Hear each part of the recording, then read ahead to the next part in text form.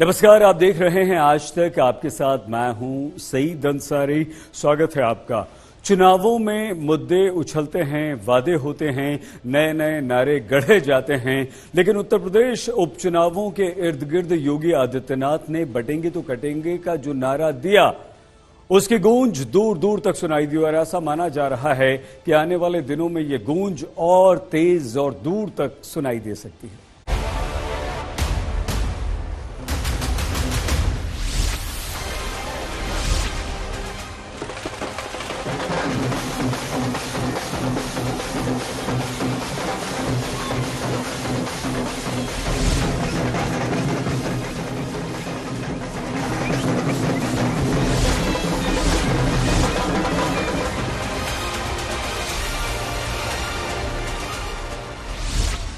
एक नारा जिसने चुनाव की बाजी पलट दी।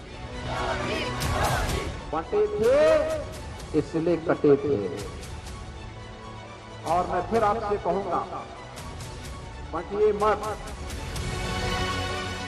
एक नारा जो विपक्ष के जाति कार्ड पर हावी हुआ। कटे थे तो कटे थे, अब कटेंगे नहीं तो कटेंगे भी।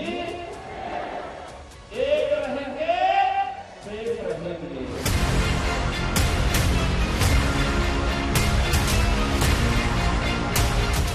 एक नारा जो यूपी से महाराष्ट्र तक सुनाई दिया। कटे तो कटे थे, और इसीलिए मैं आपसे कहने के लिए आया हूं, एक रहेंगे। एक नारा जो सियासी बिसातों पर भारी पड़ा। एक है तो सेफ है और बटे थे तो कटे थे। एक नारा जिससे मिलता जुलता नारा प्रधानमंत्री ने भी लगाया। एक है तो एक है तो एक है तो ये आज देश का महामंत्र बन चुका है। एक नारा जिसने राजनीति में खूब बवाल मचाया। हरियाणा के बाद महाराष्ट्र के चुनाव का भी सबसे बड़ा संदेश है एकजुटता। ये सही है कि सनातन समाज एक रहेगा, सेफ रहेगा, बटेगा तो कटेगा। जातियों में बंटने के कारण ही हम गुलामी में गए। तो जब गुलामी में गए तो हम लोग कटे भी है, भारत भी कटा और भारत की जनता भी कटी है। इसलिए बटेंगे तो कटेंगे, ये बात जो कही है ये तो सही है। नारे तो इन चुनावों में और भी निकले, लेकिन यही वो नारा था जो हर चुनाव में मास्टर स्ट्रोक साबित हुआ। बटना नहीं है, एकजुट होना है। योगी आदित्यनाथ के दिमाग की उपज हिंदुत्व की प्रयोगशाला से निकले इस नारे पर सवाल भी खूब उठे, आरोप भी खूब लगे। लेकिन राजनीति में आरोपों और सवालों से ज्यादा अहमियत नतीजों की मानी जाती है। लिहाजा जब नतीजे आए तो सारे सवाल, सारे आरोप जमीन पर आ गिरे।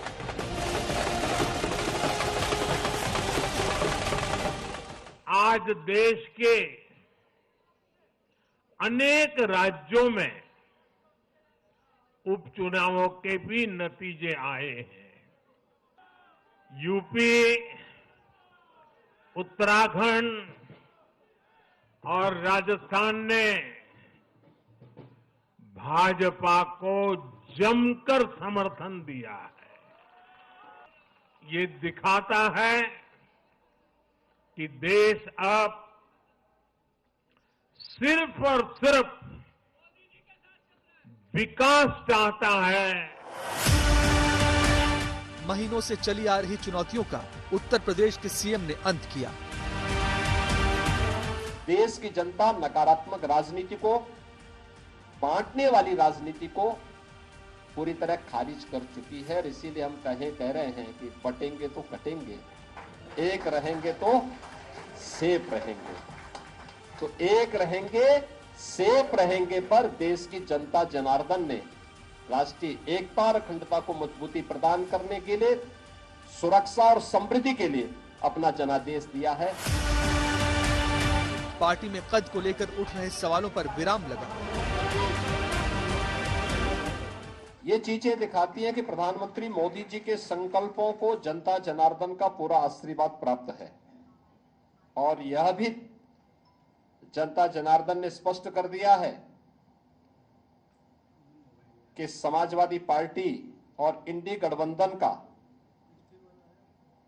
लूट और झूठ की जो पॉलिटिक्स है, अब इसके अंत की उद्घोषणा भी यह चुनाव है। केंद्रीय नेतृत्व से अनबन की खबरों का अंत हुआ। 2027 के लक्ष्य पर निशाना और मजबूत हुआ।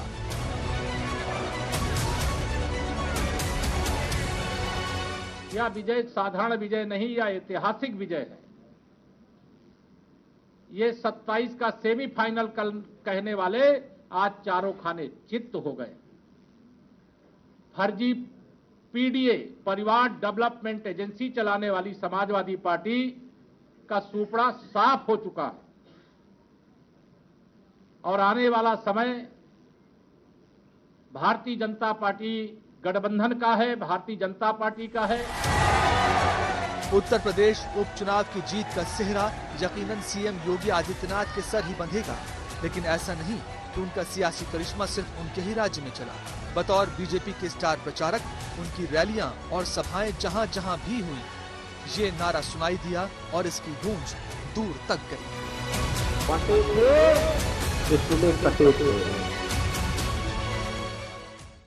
जानकारों की बात माने तो उत्तर प्रदेश में बीजेपी की जीत में योगी आदित्यनाथ के नारे बटेंगे तो कटेंगे का महत्वपूर्ण रोल रहा। ये वो नारा था जो उत्तर प्रदेश, हरियाणा और महाराष्ट्र में खूब सुनाई दिया। इस नारे के इर्द गिर्द राजनीति भी खूब हुई, लेकिन अंततः जो परिणाम महाराष्ट्र और उत्तर प्रदेश में आए वो बीजेपी के पक्ष में गए और इसका सेहरा योगी आदित्यनाथ के सर बंधा।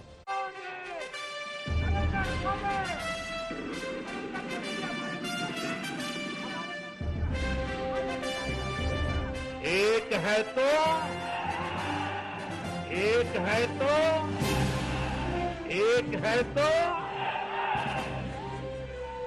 ये आज देश का महामंत्र बन चुका है।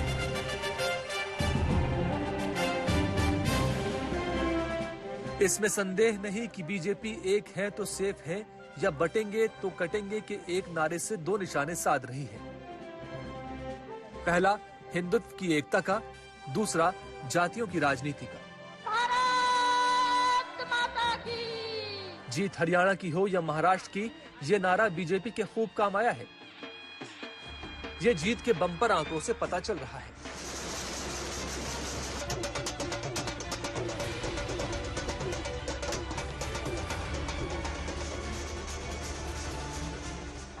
राष्ट्र से बढ़कर के कुछ नहीं हो सकता, कुछ नहीं हो सकता। और राष्ट्र तब सशक्त होगा जब हम एक रहेंगे, नेक रहेंगे, तभी नेक रहेंगे। बटेंगे तो कटेंगे। आप देख रहे हैं ना, बांग्लादेश में देख रहे हो ना, तो वो गलतियां यहां नहीं होनी चाहिए। बटेंगे तो कटेंगे, एक रहेंगे तो नेक रहेंगे। बांग्लादेश में हिंसात्मक सत्ता परिवर्तन के बाद हिंदुओं को, मंदिरों को बड़े पैमाने पर निशाना बनाया गया। योगी आदित्यनाथ ने उसके संदर्भ में तब पहली बार ये बयान दिया था, लेकिन रास आ गया राजनीति को, तो फिर ये चुनावी रैलियों में भी चल निकला। देश की जनता नकारात्मक राजनीति को, बांटने वाली राजनीति को पूरी तरह खारिज कर चुकी है। बटे थे तो अपमान काशी में झेलना पड़ा था, बटे थे तो मथुरा में अपमान झेलना पड़ा था। एक रहेंगे, सेफ रहेंगे, एक रहेंगे, नेक रहेंगे। इस नारे का पहला इम्तिहान हुआ हरियाणा और जम्मू कश्मीर के चुनाव में। परिणाम से पहले इस नारे ने चर्चा खूब बटोरी। जम्मू क्षेत्र में बीजेपी ने अच्छी संख्या में सीटें जीती तो इसमें इस नारे की भूमिका मानी गई। लेकिन हरियाणा में बीजेपी ने जीत की हैट्रिक लगाई तो इसका श्रेय बटेंगे तो कटेंगे नारे को भी मिला। बटे थे, ये कहा गया कि इस नारे ने विरोधियों की जाति राजनीति के जाल को तोड़ा और हिंदुओं को एक सूत्र में पिरोया। इस पर मैं थोड़ा कंफ्यूज हूँ, क्योंकि बटेंगे तो कटेंगे का नारा सिर्फ एक जगह तो चलता नहीं है, और फिर प्रधानमंत्री को उसको थोड़ा परिष्कृत करना पड़ा था, एक रहेंगे तो सेफ रहेंगे। मुझे लगता है भारतीय जनता पार्टी ने उसी को अपनी ऑफिशियल लाइन भी माना। तो ये नारा कितना चला वो अपनी जगह है, लेकिन इससे योगी की महत्ता कम नहीं होती।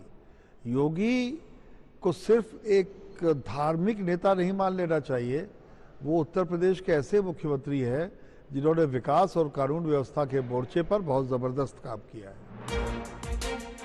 बात सिर्फ एक नारे की थी, लेकिन धीरे धीरे इसका विमर्श पूरे देश की राजनीति के केंद्र में आ गया। बीजेपी के नेताओं के प्रचार में भी ये नारा सुनाई देने लगा और विरोधियों की आलोचना में ये नारा प्रमुखता से जगह पाने लगा। न मुसलमानों के विरोध में है, न माइनॉरिटी के विरोध में है। तो इस बात का जो इंटरप्रिटेशन है वही रॉन्ग है। ये ही एक भी जगह पर केवल हिंदू एक को ऐसा कहा गया।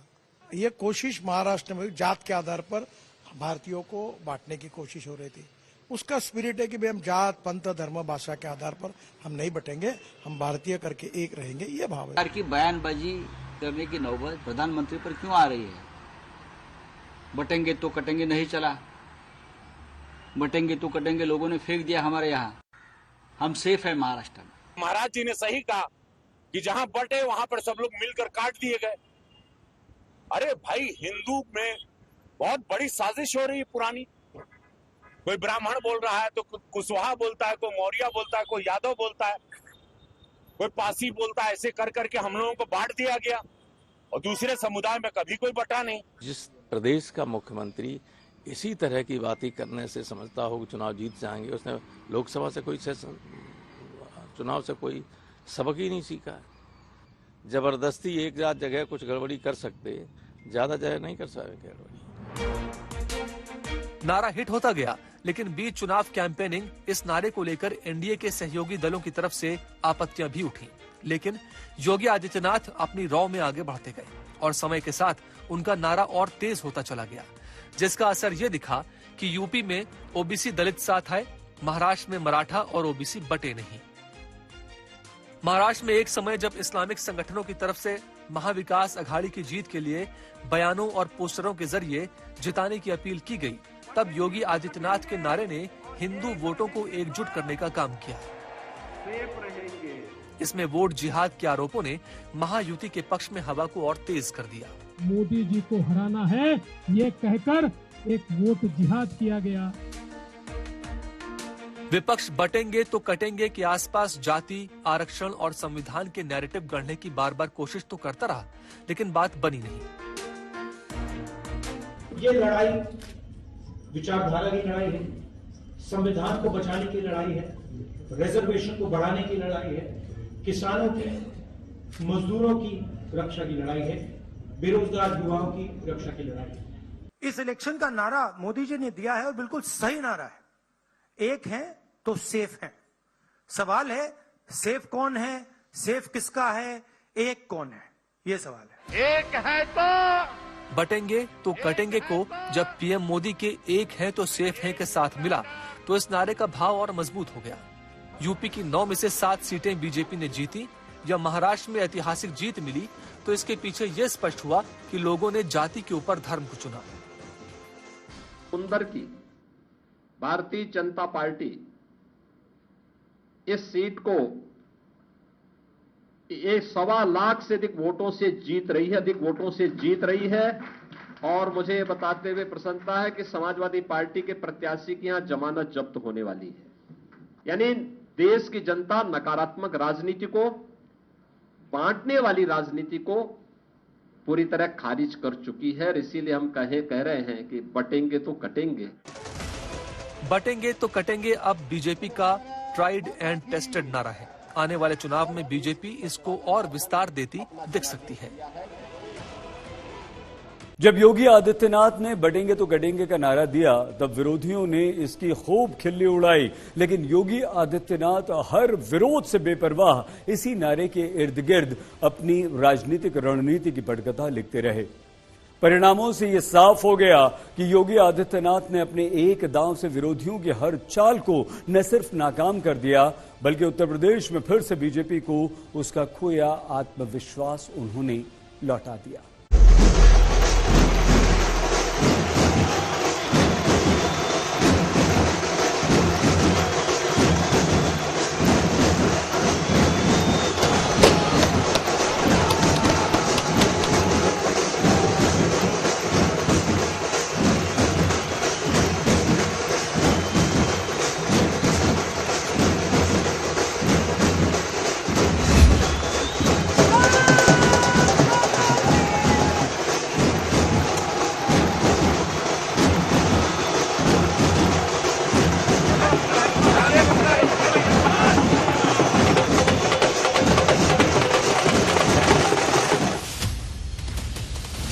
नीति में हिंदुत्व।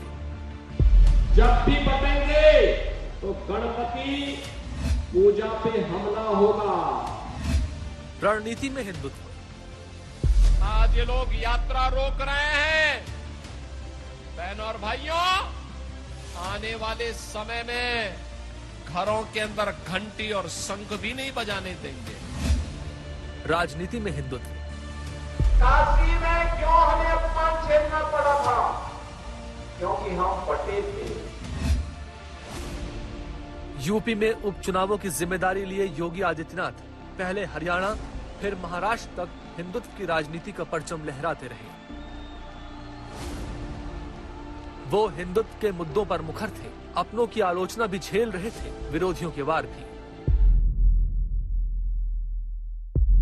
हिंदू या मुस्लिम के एहसासात को मत छेड़िए, अपनी कुर्सी के लिए जज्बात को मत छेड़िए। वो बोलते ना, बट गए तो कट गए। मैं तो एक ही बोलूंगा, अगर आप डर गए तो मर गए। आप यही करने वाले हैं। आपको दंगे चाहिए ना महाराष्ट्र में चुनाव जीतने के लिए। जब तक ये दंगे नहीं करते, चुनाव को सामने नहीं जा सकते। इसीलिए हर मुद्दे पर ये हिंदू मुसलमान, भारत पाकिस्तान ये करना चाहते हैं। एक स्टेट के चीफ मिनिस्टर आते हैं और वो बोल देते हैं बटेंगे कटेंगे, तुरंत हमने बताया कि ये उत्तर प्रदेश नहीं है, नॉर्थ में ये चलता होगा। हमारे महाराष्ट्र में शिवशाहू फुले अम्बेडकर की विचारधाराओं से महाराष्ट्र चलता है। हमें ये कटेंगे बटेंगे पसंद नहीं है। असली परीक्षा उत्तर प्रदेश में होनी थी, लिहाजा योगी के हिंदुत्व के जवाब में अखिलेश यादव पीडीए को सामने करते रहे। जंग तेज थी और दोनों पक्षों को अपनी अपनी रणनीति पर भरोसा था, लेकिन योगी आदित्यनाथ को अच्छी तरह पता था कि उनकी हिंदुत्व नीति का मुकाबला अखिलेश के पीडीए से होगा। बटे थे तो कटे थे, अब बटेंगे नहीं तो कटेंगे भी। एक रहेंगे, सेफ रहेंगे। ये डिवाइड एंड रूल का जो नारा था अंग्रेजों का, वो नारा आपका। अभी तो तक तो हम देख रहे थे कि इंजन टकरा रहे हैं, डब्बे भी टकराने लगे और बहुत सारे नेता उस नारे से किनारा कर रहे हैं। दबी जवान कह रहे हैं ये नारा उनका नहीं है, क्योंकि अगर मुख्यमंत्री ने डपट दिया तो पता नहीं क्या स्थिति हो जाएगी उनकी।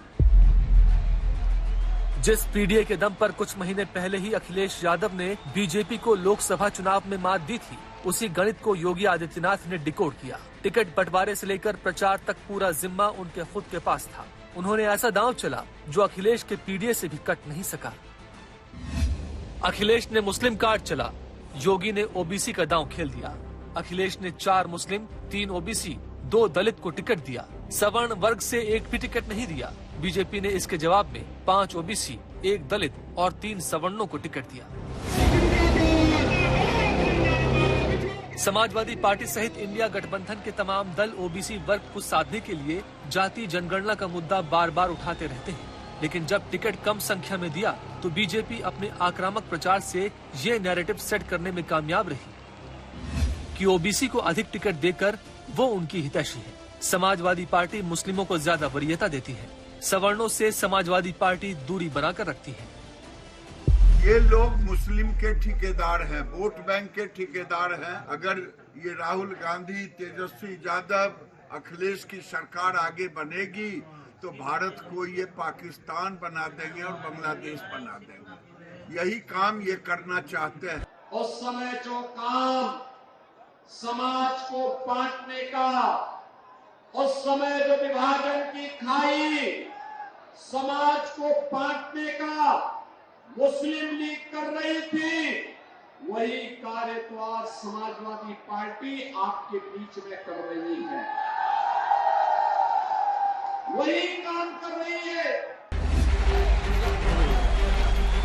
जातियों की जिस राजनीति से अखिलेश ने लोकसभा चुनाव में बीजेपी को मात दी थी, उसी राजनीति के मोतियों को योगी आदित्यनाथ ने हिंदुत्व के धागे में पिरोकर जीत की माला तैयार कर ली। पीडीए का दांव पस्त दिख रहा है और बीजेपी के हौसले बुलंद।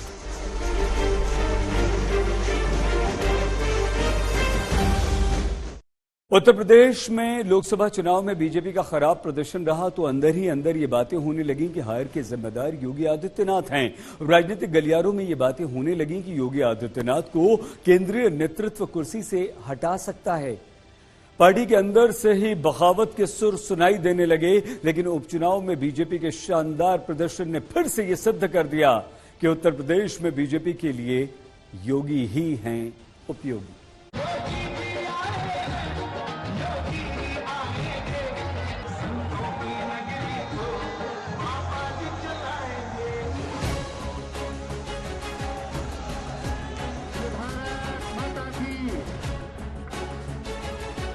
लोकसभा चुनाव के बाद उत्तर प्रदेश में योगी आदित्यनाथ पर चुनौतियां तीन तरफ से मानी जा रही थी।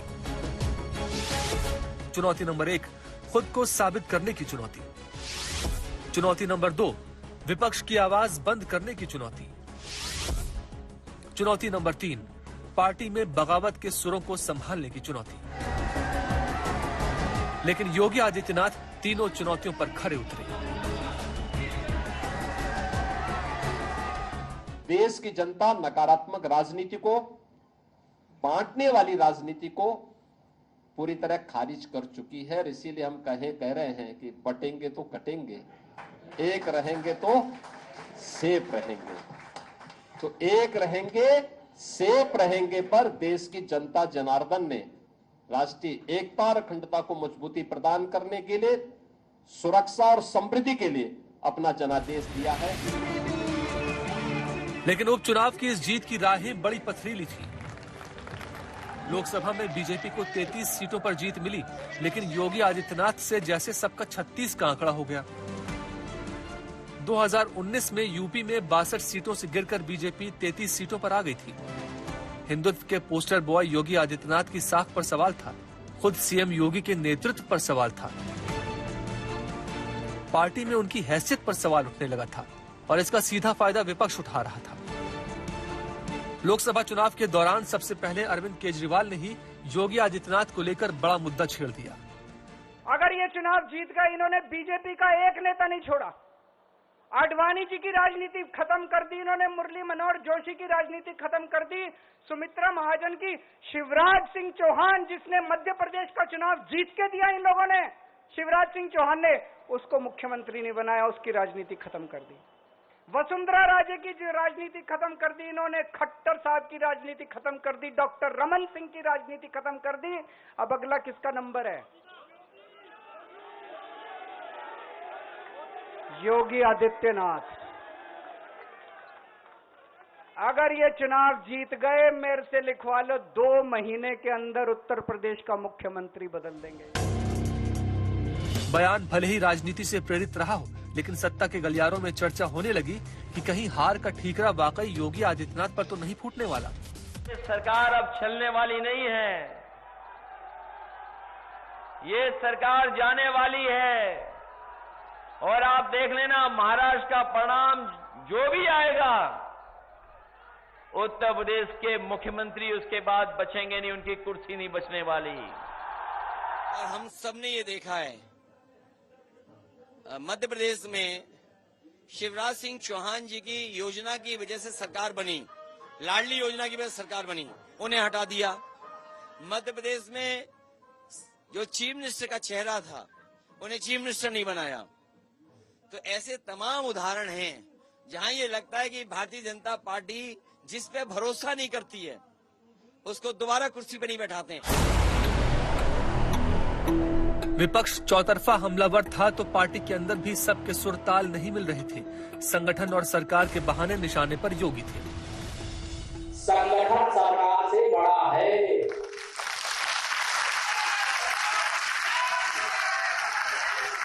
संगठन से बड़ा कोई नहीं होता है। संगठन सरकार से बड़ा है, बड़ा था, बड़ा रहेगा। बटेंगे तो कटेंगे के नारे पर पार्टी के अंदर ही सब एकमत नहीं थे। अयोध्या में 500 वर्षों का इंतजार क्यों हमें करना पड़ा था? क्यों करना पड़ा था? क्योंकि हम बटे थे। काशी में क्यों हमें अपमान झेलना पड़ा था? क्योंकि हम बटे थे। मथुरा में क्यों अपमान झेलना पड़ा? क्योंकि हम बटे थे। और जब बटे थे तो कटे थे। बटना नहीं है, एकजुट होना है। नरेंद्र मोदी जी उन्होंने एक नारा दे दिया है, जैसे सबका साथ सबका विकास, वैसे दे दिया है, एक रहेंगे तो सेफ रहेंगे, वही नारा है। और उस पर उसके अलावा कटेंगे तो बटेंगे क्या आप मेरा, देखिए मैं इस पर कोई टिप्पणी नहीं करूंगा, लेकिन मेरा नारा या मेरे जैसे सभी करोड़ों कार्यकर्ताओं का नारा, जो हमारे प्रधानमंत्री जी का नारा है, वही नारा है। ये योगी की अग्नि परीक्षा थी। लोकसभा चुनाव में हार के बाद सीएम योगी संगठन की कार्यशैली से काफी निराश थे और यही वजह है कि उन्होंने इस बार सब कुछ अपनी देखरेख में किया। उपचुनाव में खुद उम्मीदवारों का चयन किया, कई बैठकें की, 30 लोगों की एक टीम तैयार की जिसमें कई मंत्री और विधायक शामिल थे। हर विधानसभा सीट के लिए 2 लोगों की टीम तैयार की थी। इनकी जिम्मेदारी थी वोटरों के बीच पार्टी के पक्ष में समर्थन जुटाना। चुनावी मैदान में फ्रंट फुट पर बैटिंग की, जमकर रैलियां की, हर विधानसभा सीट पर प्रचार करने पहुंचे, खुद सीटों का मैनेजमेंट और मॉनिटरिंग की। इन सब के बीच उनका नारा ट्रम्प कार्ड साबित हुआ। विपक्ष के दिए हुए नारे आए जरूर, लेकिन उनका असर उतना नहीं हुआ। बटेंगे तो कटेंगे, एक रहेंगे तो नेक रहेंगे। बटेंगे तो कटेंगे और एक रहेंगे तो सेफ रहेंगे। बटे थे तो कटे थे, अब एक रहेंगे तो सेफ रहेंगे। जब भी जाति के नाम पर, क्षेत्र के नाम पर, भाषा के नाम पर बंटे हैं तो निर्ममता से कटे भी हैं। बटे थे इसलिए कटे थे। सीएम योगी ने इस बार उपचुनाव के जरिए अपनी ताकत का एहसास पार्टी को करा दिया है। 2017 से पहले ये चर्चा होती थी कि क्या उत्तर प्रदेश को योगी संभाल पाएंगे, लेकिन 2022 में मिली जीत के बाद ये कहा जाने लगा कि क्या योगी आदित्यनाथ बीजेपी के दूसरे ब्रांड मोदी बन सकते हैं। उपचुनाव की जीत के बाद सारे सवालों के जवाब मिलने लगे। योगी आदित्यनाथ ने अपने एजेंडे से यह साफ कर दिया कि नरेंद्र मोदी की तरह परफॉर्मेंस वाली पॉलिटिक्स ही उनकी प्राथमिकता है।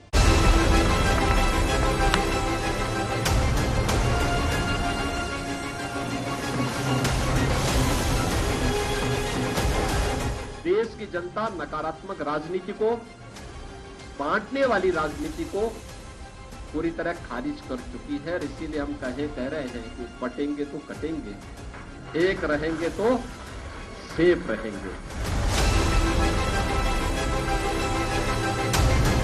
दुनिया की कोई ताकत सनातन धर्म के सामने टिक नहीं पाएगी। नहीं जानता है इनके कपूतों को, इन्होंने कार्य नहीं किए, कारनामे किए। एक तरफ यूपी में हिंदुत्व के पोस्टर बॉय योगी आदित्यनाथ, दूसरी तरफ देश के प्रधानमंत्री मोदी। एक तरफ ब्रांड मोदी, दूसरी तरफ ब्रांड योगी।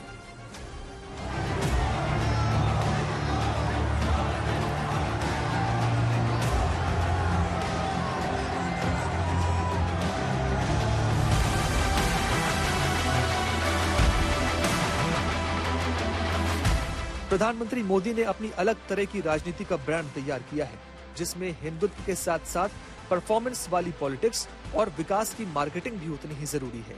यही सियासी कला सीएम योगी भी समझ चुके हैं। योगी एक मजबूत नेता के तौर पर उभरे उत्तर प्रदेश के अंदर, और उनकी तो अखिल भारतीय स्तर पर भी उनकी काफी मांग है। भारतीय जनता पार्टी के तमाम कार्यक्रमों में चुनाव के दौरान मोदी के बाद सबसे ज्यादा उनकी डिमांड होती है। तो वो एक बड़े मजबूत नेता के तौर पर, हिंदुत्व आइकॉन के तौर पर उभरे और एक मजबूत एडमिनिस्ट्रेटर के तौर पर भी उभरे। तो वो इन सब चीजों का एक असर चुनाव प्रचार में भी दिखता है और भारतीय जनता पार्टी को उसका फायदा भी मिलता है। 2017 में जब उत्तर प्रदेश के चुनावी नतीजे आए थे और बीजेपी के संभावित मुख्यमंत्रियों के नामों की चर्चा शुरू हुई थी, उनमें योगी आदित्यनाथ का नाम कहीं दूर दूर तक नहीं लिया जा रहा था। बीजेपी के अंदर उनकी छवि एक गर्म मिजाज नेता के रूप में थी।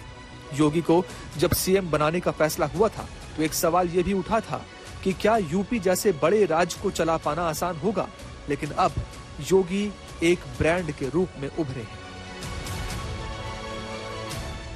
जब से योगी जी आए हैं, माहौल ही बदल गया, मौसम भी बदल गया। हमारे योगी जी तो अच्छों की गर्मी उतारने में एक्सपर्ट है। योगी जी भारतीय जनता पार्टी के स्टार प्रचारक हैं और वो मुझे ऐसा बताया गया है कि मोदी जी के बाद जिन नेताओं की सर्वाधिक पूछ है उसमें वो है, सबसे ज्यादा वो बुलाए जाते हैं। तो उन्होंने वहाँ सभाएं की थी। अब उस सभाओं का भी आंकड़ा देखना पड़ेगा कि उसमें स्ट्राइक रेट क्या था, लेकिन ये बात सच है कि लोग उन्हें सुनने आते हैं और उन लोगों के बीच उनका क्रेज भी है। आज योगी आदित्यनाथ दूसरे राज्यों के लिए मॉडल बन गए हैं। प्रधानमंत्री नरेंद्र मोदी के बाद सबसे ज्यादा रैलियां योगी आदित्यनाथ की होती हैं। मुख्यमंत्री के रूप में योगी आदित्यनाथ ने खुद को एक सख्त प्रशासक के रूप में स्थापित किया है। शुरुआती समय में उनके सामने कई सवाल थे कि आखिर योगी आदित्यनाथ हिंदुत्व के साथ साथ विकास के पोस्टर बॉय कैसे बनेंगे, उत्तर प्रदेश में बिगड़ी हुई कानून व्यवस्था को कैसे संभालेंगे, यूपी से माफिया राज को कैसे खत्म करेंगे। अगर डेमोग्राफी चेंज इसी प्रकार की होगी, आज ये लोग यात्रा रोक रहे हैं। बहनों और भाइयों, आने वाले समय में घरों के अंदर घंटी और शंख भी नहीं बजाने देंगे। बटे थे तो बहन और बेटियों की इज्जत के साथ खिलवाड़ के रूप में पान झेलना पड़ा था। देश की जनता नकारात्मक राजनीति को, बांटने वाली राजनीति को पूरी तरह खारिज कर चुकी है। योगी ने साफ कर दिया कि उनके एजेंडे पर हिंदुत्व के साथ विकास और सुशासन भी है, जिसके रास्ते नरेंद्र मोदी ने देश में पॉलिटिक्स का ब्रांड मोदी तैयार किया है। योगी को देश की राजनीति में भविष्य का मोदी मानने वाले बहुत लोग हैं। सिर्फ 45 साल की उम्र में देश के सबसे महत्वपूर्ण राज्य उत्तर प्रदेश को चलाने की जिम्मेदारी मिली थी। इस चुनौती को योगी आदित्यनाथ ने स्वीकार भी किया था और यूपी को दूसरी बार जिताकर दिखाया भी।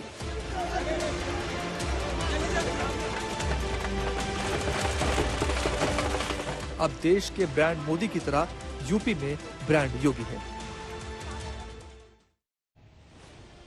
अगर इन उपचुनावों को सेमीफाइनल मान लिया जाए तो यकीनन फाइनल 2027 के विधानसभा चुनाव ही कहे जाएंगे। उत्तर प्रदेश में बीजेपी और समाजवादी पार्टी दोनों के लिए वो इम्तिहान का वक्त होगा, लेकिन इस जीत ने फिलहाल बीजेपी को एक मनोवैज्ञानिक बढ़त तो दे ही दी है।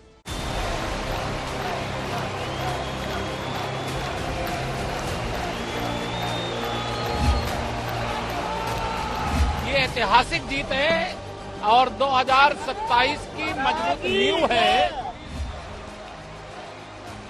2027 के चुनाव में अभी 3 साल का वक्त बाकी है, लेकिन योगी आदित्यनाथ ने डंके की चोट पर ऐलान कर दिया है कि चुनाव से योगी अब दूर नहीं।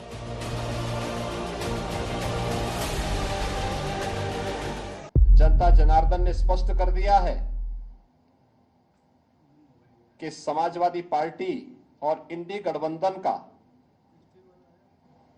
लूट और झूठ की जो पॉलिटिक्स है, अब इसके अंत की उद्घोषणा भी यह चुनाव है।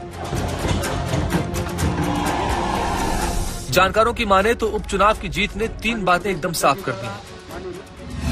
पहली, योगी आदित्यनाथ 2027 के चुनाव में सबसे अहम फैक्टर्स में से एक होंगे। दूसरी, केंद्रीय नेतृत्व योगी को फ्री हैंड देने से पीछे नहीं हटेगा। तीसरी, समाजवादी पार्टी को भी सहयोगियों की जरूरत पड़ेगी। जनता देख रही है कि भारतीय जनता पार्टी की जो नकारात्मक राजनीति है वो कामयाब नहीं होगी, बांटने की राजनीति कामयाब नहीं होगी।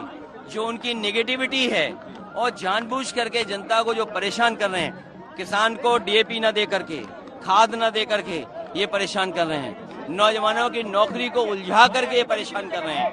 न केवल पढ़े लिखे जो अपनी तैयारी कर रहे थे उनके भविष्य के साथ खिलवाड़ कर रहे हैं। इस सरकार के खिलाफ आज जनता दिखाई दे रही है। अगर हम प्रतिशत के हिसाब से देखें तो 100 में से 100% ये हारने जा रहे हैं, और अगर हम गिनती और संख्या में गिनेंगे तो 9 की 9 सीटें ये इस बार बाई इलेक्शन हार रहे हैं। इस जीत के बाद अखिलेश के इस दावे की भी हवा निकल गई। इस उपचुनाव में बीजेपी को वो सीट भी हासिल हो गई जो समाजवादी पार्टी का गढ़ मानी जाती थी।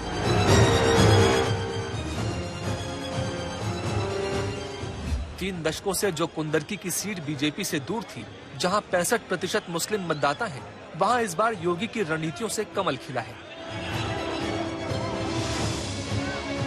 फूलपुर सीट भी बीजेपी ने जीत ली, यानी बीजेपी की अपनी सीटों को जिताने के अलावा समाजवादी पार्टी की सीटों में भी योगी ने सेंध लगाई है। अब नजर 2027 पर है। अभी से कहना ये बड़ा मुश्किल है, क्योंकि राजनीति में 6 महीने भी बहुत कम होती है।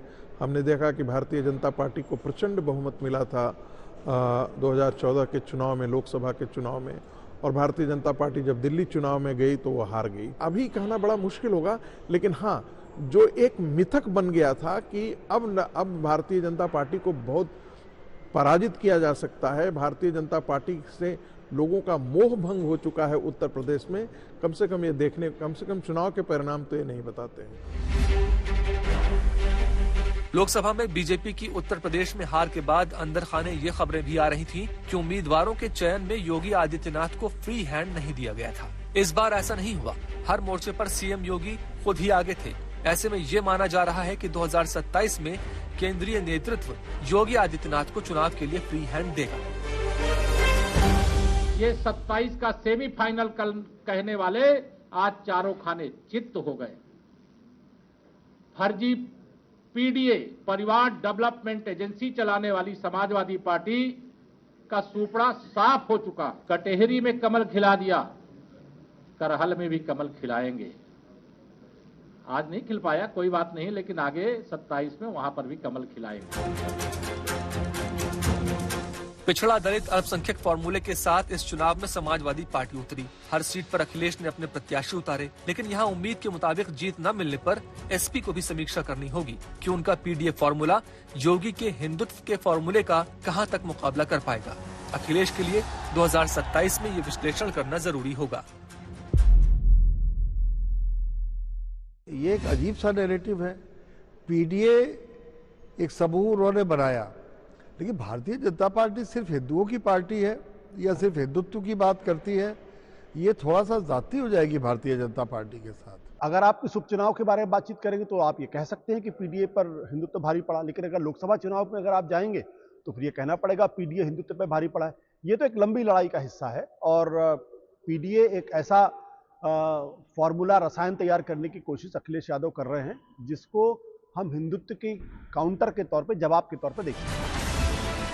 इसके अलावा आत्मचिंतन का समय इंडिया गठबंधन के लिए भी है, जहां कब अकेले लड़ना है, कब साथ में लड़ना है, सीटों का बंटवारा कैसे होना है, इस पर भी स्पष्टता जरूरी है।